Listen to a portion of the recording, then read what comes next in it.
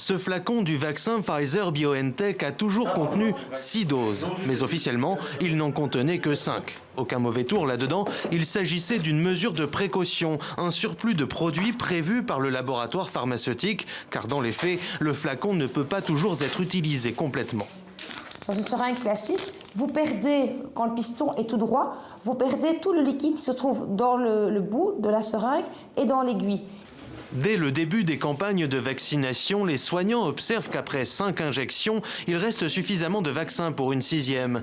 À l'époque, Pfizer-BioNTech demande à l'Agence européenne du médicament d'inclure cette 6e dose dans son approbation.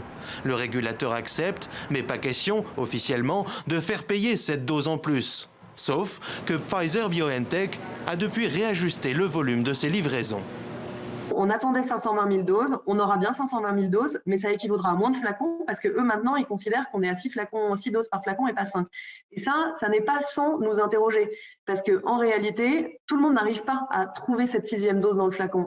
D'après les professionnels, cette 6e dose nécessite en effet un geste et un matériel spécifique, comme l'explique ce médecin français du centre de vaccination de Mulhouse. Par exemple, cette seringue-là dispose d'un petit tube noir dans le fond du piston qui permet de pousser la totalité du liquide dans l'aiguille et de perdre le moins de liquide possible.